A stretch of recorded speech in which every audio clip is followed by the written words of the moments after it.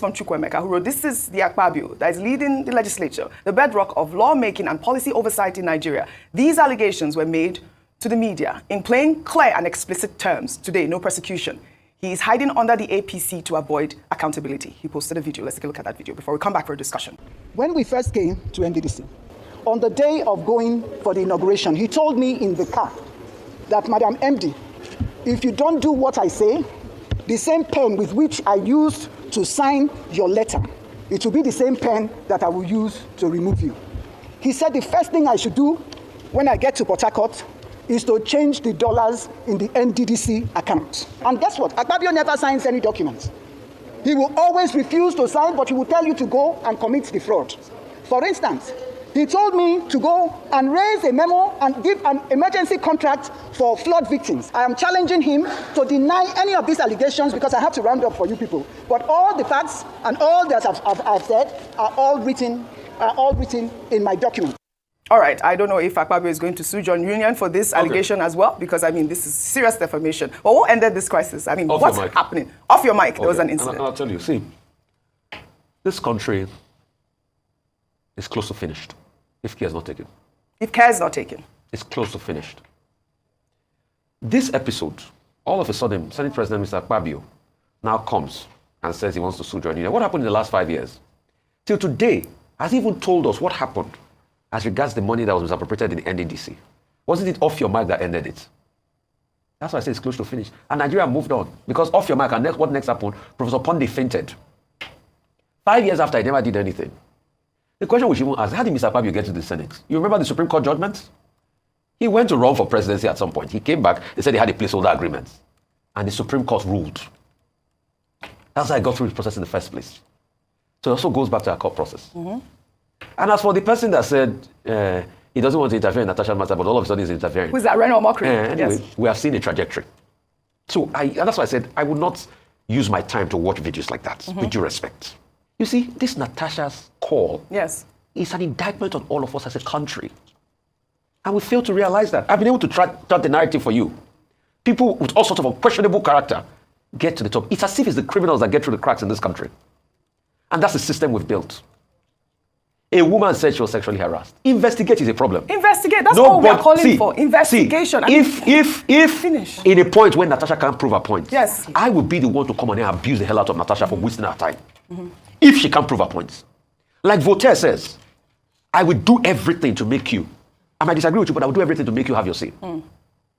Investigate. They tried to prevent her. They quickly suspended her. There's another scandal brewing that I'm hearing. It will come out soon. As regards even the people that signed that attendance. It will come out soon. I hear some senators are already disgruntled. Yes. It will come out soon. All right, still on then we now had the cases of somebody that was debarred many years ago in New York, even leading the ethics committee, and everything that transpired in that system. Then now to move it further, like I said last week, it's women that will always support the injustice against women. Not always, not always. Some women. And I'm going to prove it to you. Some women. Some women. Yeah, the word is some women. Yes. Some women. Because yes, there are some good women. Because we have seen in Nigeria so far, even the top senators, the female senators, but we are seeing, we are seeing how women support this injustice against other women. Because it's easier for them to be used in telling the narrative. All we are saying, we are not saying that Akpabio or Natasha is right or wrong. We are saying please investigate the matter. But all the attempts have tried to sweep the matter under the carpet. So for those that want to sue John Union, please, they should also tell us what happened in the NDDC case. Why was that case swept under the carpet? Yes. All right. And probably the courts will also be able to tell us. All right, so we're still on this matter, though. One of the reactions that have trailed the suspension of Senator Natasha Akpoti-Uduaghan is an old video showing South African politician Julius Malema, who is a member of the country's National Assembly, challenging the Speaker of the House of making illegal decisions on some members of Parliament from the economic freedom fighters who were served with charges after they demanded that former President Jacob Zuma pays back government money spent on his private home. Let's take a look. That's all what we're asking. We're not going to take a seat here on issues that are illegal here.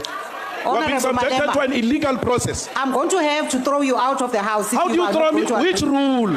Which rule is that? On which rule?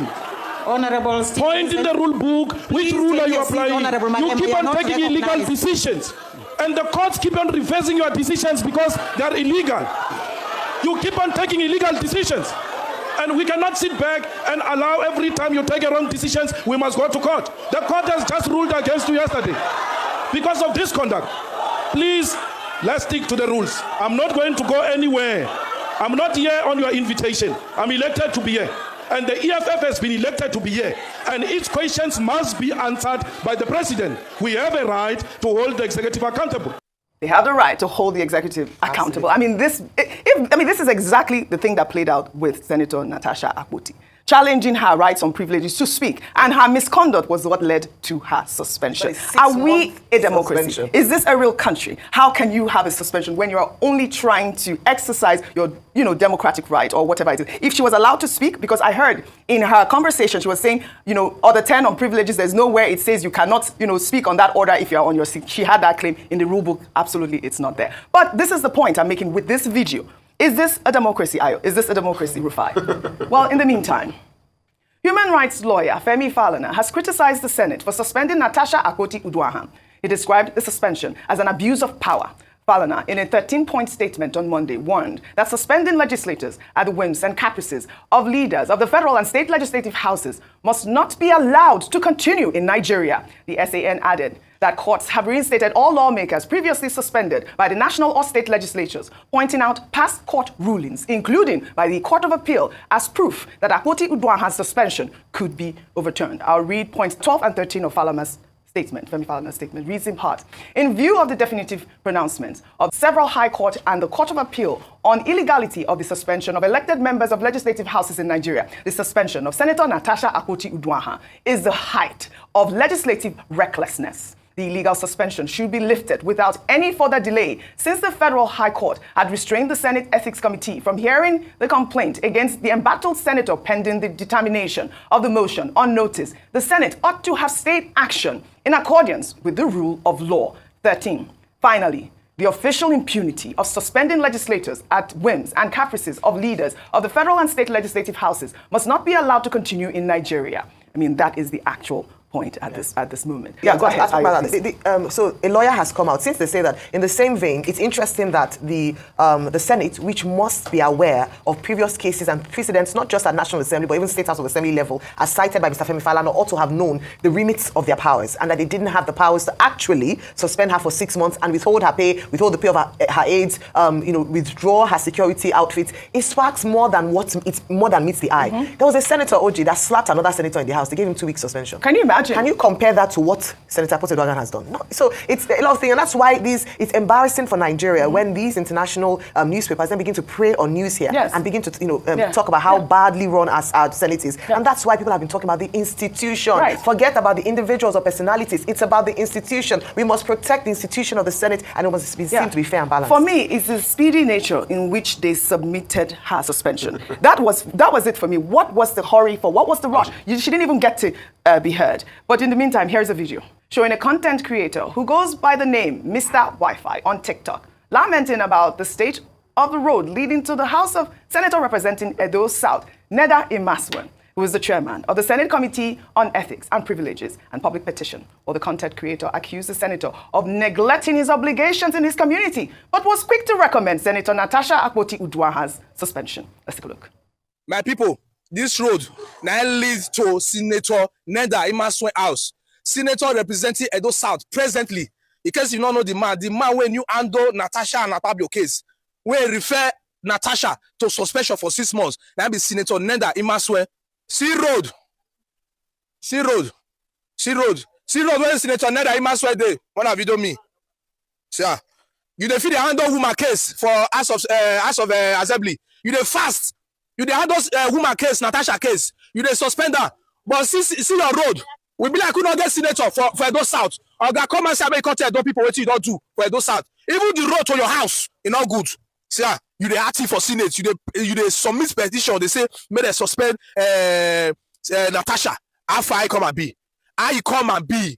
We feel say maybe you know they talk for House of Assembly or for Senate House. We don't know say you they talk well. Man, they talk well. They even suspend people. How far? How we be, Rufai? How we be? I mean, look at this man saying C road. C road. Can I take Atedo's tweet before I come to you? Let me take Atedo Peter Side's tweet, who's made a comment regarding this whole incident.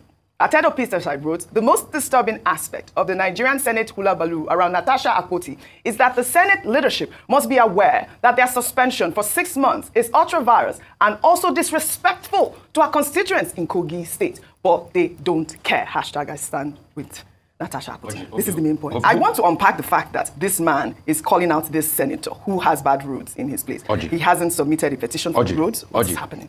They don't care. That's the point. And that's it. What's the point? They don't care.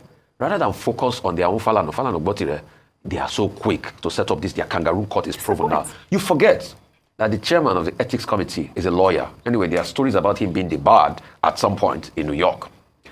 And they cleverly push the case forward.